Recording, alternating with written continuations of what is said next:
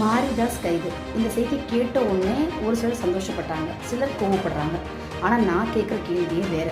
ஒரு மனுஷரை கைது பண்ணிட்டோம் சரி, ஆனால் அவர் பேசின கேள்வியும் கைது பண்ணிட்டோமா? ஏன்னா ஒரு மனுஷனை அமைதிப்படுத்தலாம், ஆனால் கேள்வியை அமைதிப்படுத்த முடியுமா? இன்னைக்கு மாரிதாஸ், நேற்று வேற யாரோ, நாளைக்கு இன்னொருத்தர். பேர்கள் மட்டும்தாங்க மாறுது, ஆனால் நடக்கிற விவாதம் அதே தான். ஒரு ஜனநாயகத்தோட பலம் என்ன? எல்லாரும் ஒரே மாதிரி யோசிக்கிறதா, இல்லை வேறு மாதிரி யோசிக்கிறவங்களையும் கேட்கிறதா? ஒருத்தர் தவறாக பேசினார்னா அதுக்கு சட்டம் இருக்கட்டும், ஆனால் ஒருத்தர் கேள்வி கேட்டார்னா அதற்கு பதில் இருக்கணுமே தவிர பயம் இருக்கக்கூடாது.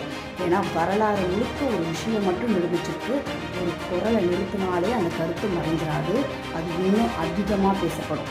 அதனால் இன்று நம்ம பேச வேண்டியது மாரிதாஸ் யாருமே இல்லை, கருத்துக்கு பதில் என்னன்னு தான். ஏன்னா ஒரு சமூகம் வளர்றது கைதுகளால் இல்லை, கேள்விகளுக்கு கொடுக்கப்படுற பதில்னால. ஒரு மனுஷனை எதிர்க்கலாம், ஆனால் ஒரு கேள்வியை தவிர்க்கவே முடியாது.